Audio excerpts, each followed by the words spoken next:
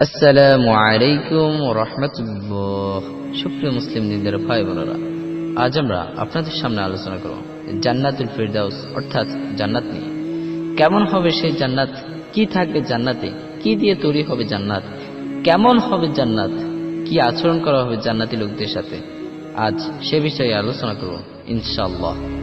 ভিডিওটি শুরু করার আগে একটি অনুরোধ, যারা এখনো পর্যন্ত আমাদের চ্যানেলটি সাবস্ক্রাইব করেনি তারা এখনই আমাদের চ্যানেলটি সাবস্ক্রাইব করে পাশে থাকা বেল বাটনটি বাজিয়ে দিন।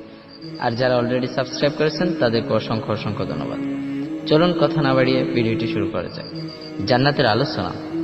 যে আল্লাহকে পায়নি সে কিছুই পায়নি, আর যে আল্লাহকে পেয়েছে তাহলে তার সবই পাওয়া হলো। যে ব্যক্তি আল্লাহর দিক থেকে নিজেকে ফিরিয়ে নিল, সে যদি সমস্ত জীবনের সমস্ত আরাম আয়েশ অতিবাহিত করে, তবে আমি আল্লাহর কসম খেয়ে বলতে পারি সে ব্যর্থ। অন্তরের দিক থেকে তার ভিতরটা একদমই ফাঁকা। আল্লাহ পাক রব্বুল আলামিন ঘোষণা করেন, আল্লাহর স্মরণ ব্যতীত কোনো জিনিসই নেই যা হৃদয়কে প্রশান্তি দিতে পারে। আল্লাহ পাক রব্বুল আলামিন মানুষের শাহরাগ থেকেও কাছে এবং মানুষের ভেতরে আল্লাহ তাআলার উপস্থিতি এমন। রুটি এবং পানির চাহিদা যেমন যেমন ক্ষুধা নিবৃত্ত করতে পানি ও রুটি না পেলে মানুষ পেরেশান হয়ে যায়, তেমনি যে হৃদয়ে আল্লাহ পাকের স্মরণ নেই তার পেরেশান কোনো চিকিৎসায় আল্লাহর স্মরণ ব্যতীত সম্ভব নয়। হে প্রিয় ভাই বোনেরা, মানুষ বাদশাহী চায়, মানুষ রাজত্ব চায়, আর অথচ আল্লাহ তাআলা বলেন, হে বান্দা, নেক কাজ করে আমার কাছে চলে এসো, নেক কাজ করে আমার কাছে আসো, আমি বাদশাহী দেব যা কখনো কেউ চিনিয়ে নিতে পারবে না। কিন্তু সে বাদশাহী কোনো ধ্বংস নেই। দুনিয়ার বাদশাহী তো হাত ছাড়া হয়ে যায়, সে বাদশাহী কোনো দিন ধ্বংস হবে না। তোমাকে এমন জাওয়ানি দেওয়া হবে যাকে পার্থক্য আসবে না, কোনো দিনও না। তোমাকে এমন জিন্দেগি দেওয়া হবে যে জিন্দেগি কখনো মৃত্যু আসবে না। তোমার সব সময় জীবিত থাকবা, কখনো মৃত্যুবরণ করবা না। তোমাদেরকে এমন রিজিক দেয়া হবে যার জন্য কোনো ফিকির করতে হবে না। তোমাদেরকে এমন সুস্থতা দেওয়া হবে যার পেছনে কোনো অসুস্থতা থাকবে না। হে প্রিয় ভাই বোনেরা, এ জীবন তো এই দুনিয়াতে দিবেন না। এই জীবন আল্লাহ পাক রব্বুল আলামিন পরবর্তী জীবনে দিবেন। অথচ মানুষ চায় এসব কিছু তাকে দুনিয়াতে দিয়ে দেওয়া হোক। অথচ আল্লাহ রাব্বুল আলামিন বলেন, সেদিন অনেক মুখমণ্ডল হবে আনন্দে উজ্জ্বল, নিজেদের কর্ম সাফল্যে পরিতৃপ্ত সুমহান জান্নাতে। সেখানে তারা আসার কোনো কথাই শুনবে না।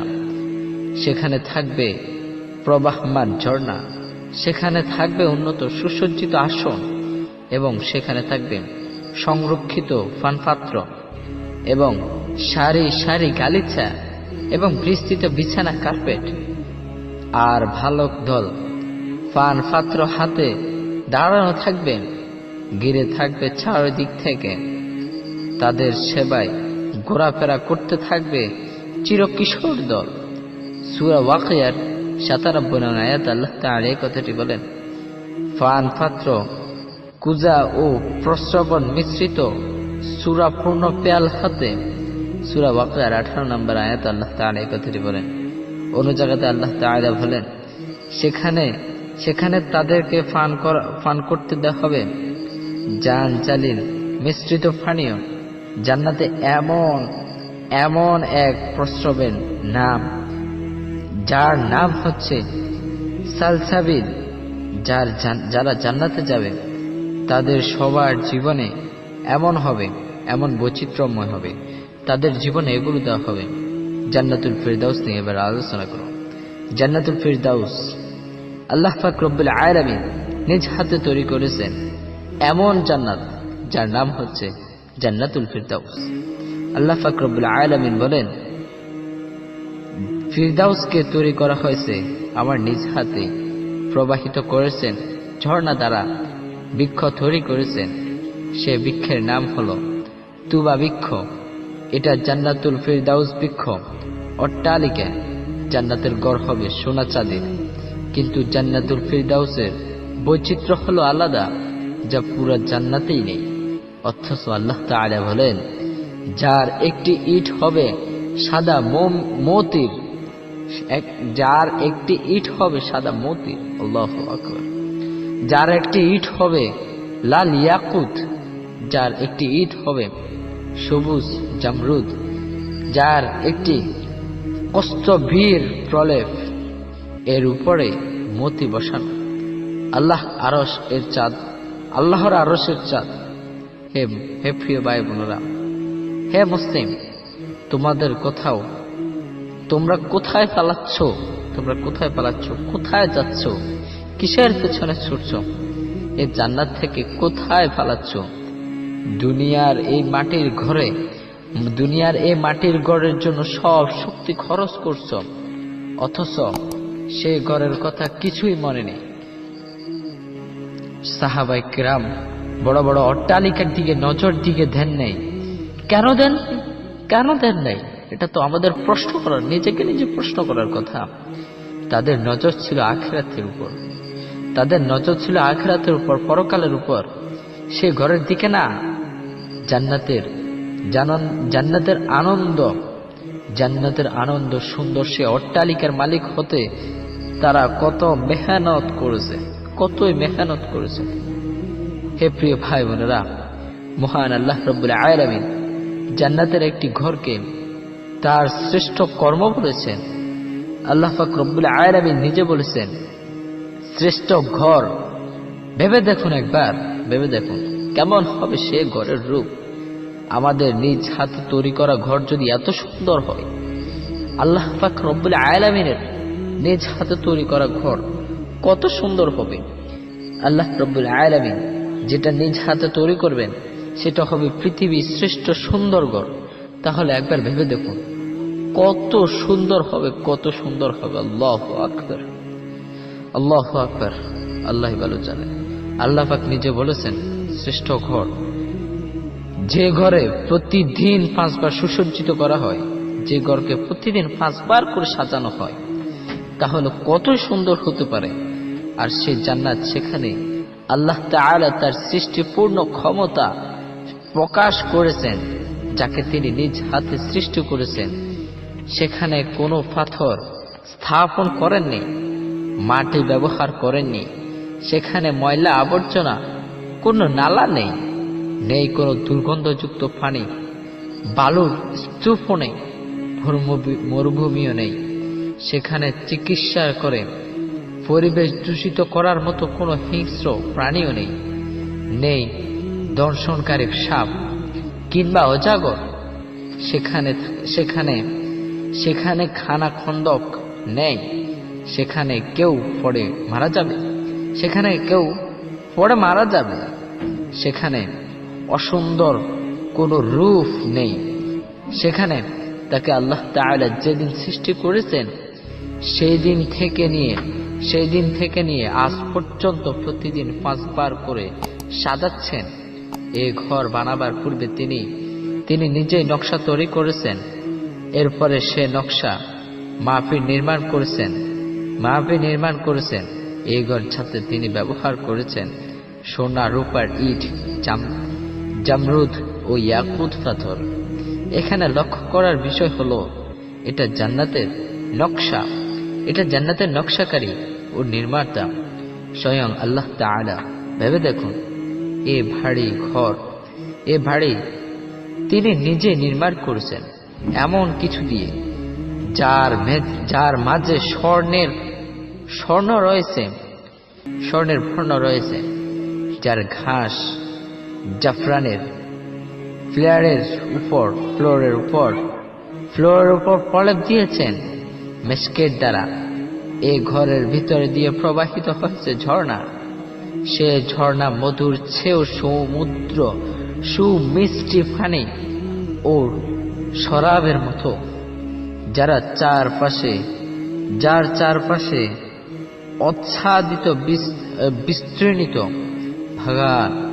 আল্লাহ রাব্বুল আলামিন যেমন সুন্দর এ বাড়ি ও তৈরি করেছেন, এই বাড়ি তৈরি করেছেন এবং বিভিন্ন জিনিস তৈরি করেছেন, তেমন সুন্দর করে পূর্ণ সুসময় আল্লাহ পাক রব্বুল আলামিন সজ্জিত করেছেন সে বাড়ি, তাতে কি কোনো ত্রুটি থাকতে পারে? এরপর কিয়ামত পর্যন্ত প্রতিদিনই তিনি এ বাড়ি 5 বার করে সুসজ্জিত করেন, 5 বার করে সুসজ্জিত করতে থাকেন। তিনি আল্লাহ, তিনি মহান স্রষ্টা, তিনি আমাদের সৃষ্টিকর্তা। তার সৃষ্টি ক্ষমতা এত বিশাল যে দুর্গন্ধময় পানি থেকে তিনি যদি নজর দেন, তাহলে সে পানি থেকে কত সুন্দর, কত সুসময়, আয়বময় সৃষ্টির জন্ম লাভ করে সে স্রষ্টা যখন নূর থেকে আকৃতি গঠন করেন, সে আকৃতি কতই যে সুন্দর হতে পারে। আল্লাহু আকবার। তিনি যখন পাথরের দৃষ্টি দিয়েছেন, তখন পাথর রূপান্তরিত হয়েছে মরমরে রূপান্তরিত হয়েছে। সে পাথর হয়েছে জামরুদে। কয়লায় সৃষ্টি দিয়েছেন, কয়লা হয়েছে হীরা। পানিতে সৃষ্টি দিয়েছেন, পানি হয়েছে মতি। যে সে মহান স্রষ্টা যখন জান্নাতে তাজাল্লি দেবেন, তখন কতই না অপরূপ হবে সে জান্নাতে। তাছাড়া সেখানকার সৃষ্টি যখন নূরের তৈরি অট্টালিকা, নূরের তৈরি আকার আকৃতি, নূরের তৈরি রূপ, নূরের তৈরি যৌবন, নূরের তৈরি শক্তি, নূরের তৈরি বাহন, নূরের তৈরি আসবাবপত্র, নূরের তৈরি মাঠ, নূরের তৈরি ঘাস, নূরের তৈরি গাছ, নূরের তৈরি ফল, নূরের তৈরি তৈরি ঝর্ণা, নূরের তৈরি যাবতীয় যা কিছু সব কিছু নূরের তৈরি হবে। আল্লাহু আকবার।